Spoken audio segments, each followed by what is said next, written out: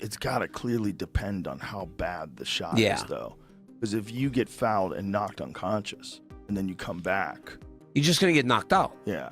If you get knocked out, that's why boxing, right? With that right, and that sudden, quick, violent rotation of the head is going to transmit a lot of rotational force, not only through the brain, but also through the brainstem, absolutely leading to possibility of a concussion. Thankfully, it didn't completely knock him out, but could absolutely result in some delayed symptoms. Like a big part of it is speed. Anthony Joshua has that kind of speed. Joe Rogan reacted strongly to the news of Jake Paul being hospitalized following the knockout loss to Anthony Joshua while discussing the incident with Daniel Cormier. Rogan highlighted how devastating the punch looked in real time and reminded listeners that boxing is one of the most dangerous combat sports. He explained that at the elite level, a cleanly landed punch can cause serious harm with long-term consequences. Rogan also emphasized that boxing outcomes are never fully predictable and that damage from such impacts can stay with fighters for the rest of their lives. Cold. He was and then done. He outboxed him for the rest of the round. How? But again, in MMA, fight probably would have been over, and he would have took less damage.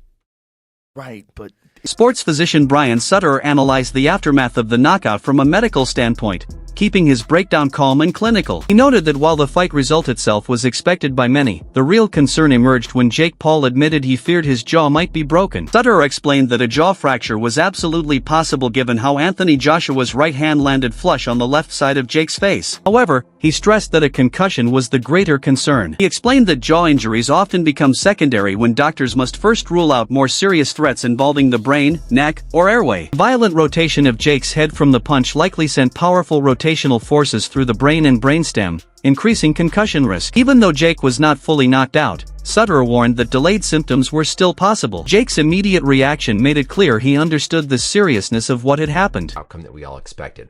After the fight, though, Jake told Ariel Helwani that he was worried that he had broke his jaw. He said multiple times he was concerned that he had a fractured jaw.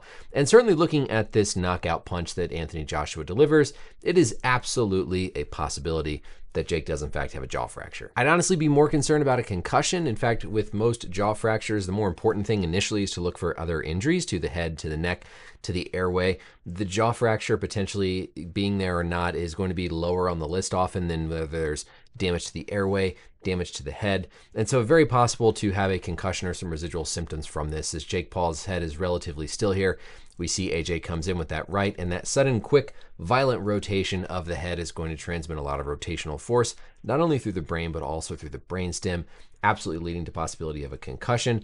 Thankfully, it didn't completely knock him out, but could absolutely result in some delayed symptoms. But you can see where the punch comes in, landing square on that left side of Paul's face. Jake's reaction was pretty telling too. Right away after it, we could see him going down on the canvas here and being very shocked.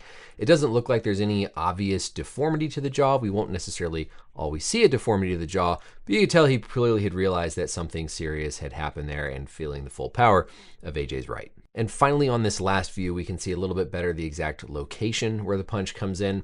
We'll talk about our jaw anatomy, the different areas of the bones, but your temporomandibular joint, where your jaw articulates with the rest of your skull, is sitting right around in this area, and the jaw is roughly coming down in this orientation.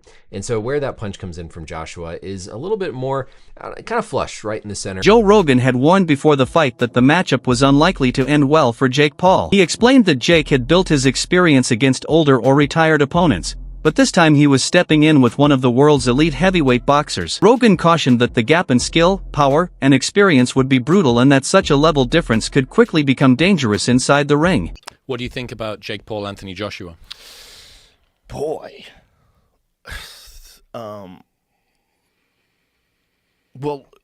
realistically, it's one of the craziest propositions of all time. You take a guy who just had a boxing match that looks like a sparring match with a 58-year-old Mike Tyson, and then you're going to fight one of the absolute scariest knockout artists in the heavyweight division. Maybe we should watch the Francis Ngannou fight so you could see. Let's watch that real quick, just so you can see what Anthony Joshua is capable if he's fighting someone that's not in his league.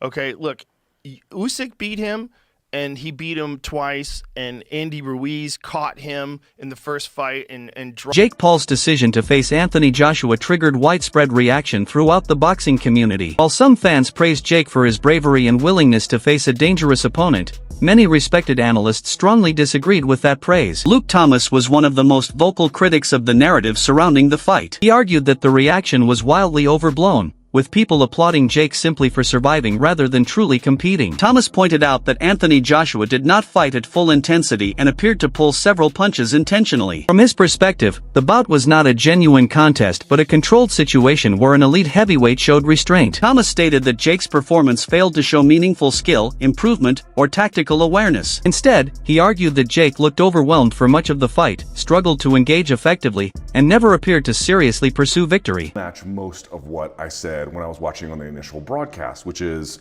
that Joshua, he did look a little rusty to me. I'm sorry, but he did. That Jake is, probably a little bit better than we suggested he might be. When I say we, I mean like the hardcore fight community, the fight fans, the people who work in the industry to a degree. Sometimes there is a suggestion that he can't do anything. And I would be like, well, that's a little much. He can do stuff. I mean, it's limited what he can do. It's very limited what he can do. But there is a little bit too much anger towards him sometimes, or just dismissiveness, maybe is a better way to put that. And I don't really co-sign on some of that. He's got some ability. He's not good. Listen to me very carefully. He's not good. But is he the caricature that he is sometimes made out to be in terms of his pure boxing skill? I think it goes a little overboard sometimes. But that isn't the reason why I wanted to make this video. What I wanted to make this video about is two things.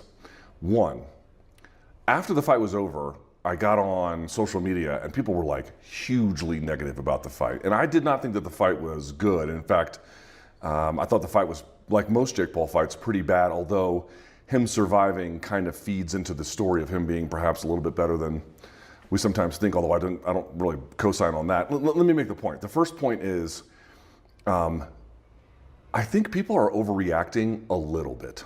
A little bit. People were suggesting when I got on social media that this was like the biggest farce they'd ever seen in their life, and that this was, how could he fight like this, and this was a disaster, and Joshua should have got him out there earlier. There is probably some evidence to suggest that I don't think Joshua was carrying him in the sense of, hey, they coordinated this ahead of time.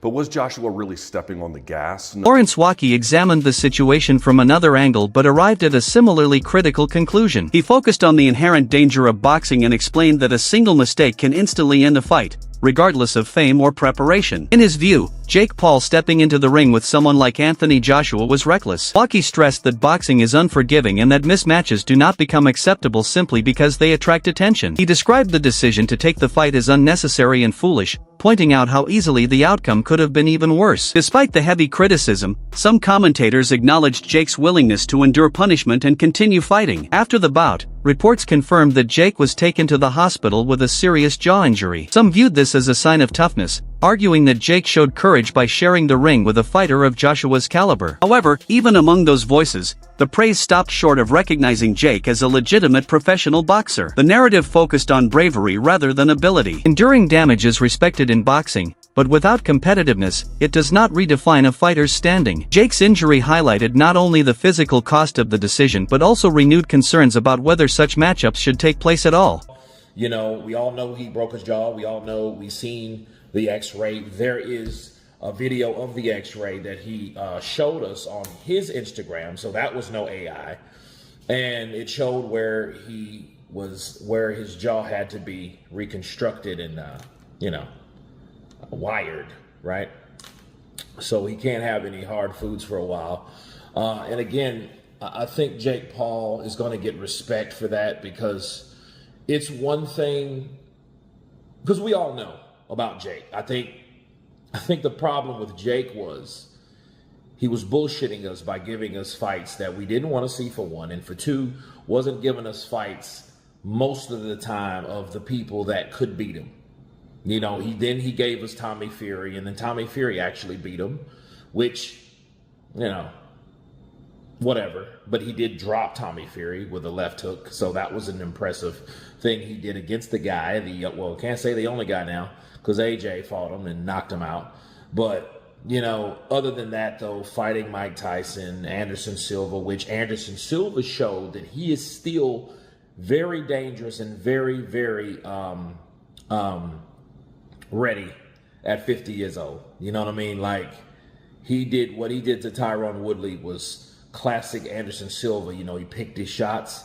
You know what I mean? He moved with grace. He moved with wisdom, and he knew exactly what to do. And again, he should have went over to boxing a long time ago, but Jake beat him. So that just made Jake's, stock rise, right? Adam Catterall delivered one of the harshest assessments of the fight. He criticized the growing influence of popularity in modern boxing and argued that Jake Paul is a direct product of that imbalance. According to Catterall, Anthony Joshua did not even throw his punches at full power and still inflicted serious damage. To him, this clearly exposed the massive gap between the two fighters. Catterall emphasized that if Joshua had fully committed to his shots, the result could have been far more severe. His criticism extended beyond the fight itself and toward the direction of the sport. He argued that boxing increasingly rewards fame over merit, leaving fighters who spend years climbing the rankings overlooked, while internet personalities receive major opportunities they have not earned in the ring. For Catterall, this fight symbolized everything wrong with that trend. Jake Paul's involvement was not impressive. It was proof of a system that prioritizes attention over sporting integrity.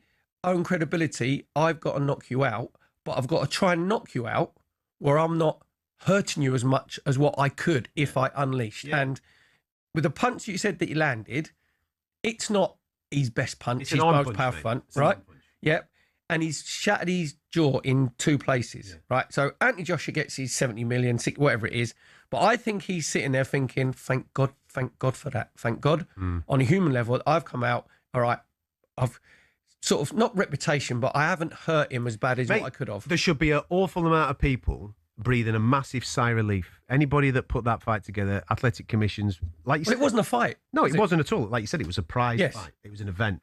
If Anthony damages him, he's got to live with that for the rest of his life. Absolutely. That's a lot of stress to deal with, you know what I mean? So I'm sure he's bleeding in the side of relief.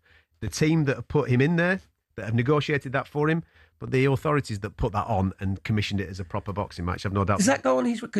Yeah, it's a professional boxing match. Do you know what? If I was Anthony Joshua, I would be saying, I don't want that on my record. But for the credibility of them putting the fight on, they would have said to him, no, we've got to say this. It's been commissioned. It's going to be a proper fight. And I found it, I love my boxing, but I just find the whole thing really, really unedifying. You said about get followers. You mentioned Tommy Fury. Tommy Fury is nowhere near his level of getting like a British title fight or whatever. Nowhere near. So it's basically he's like... Beat Jake Paul.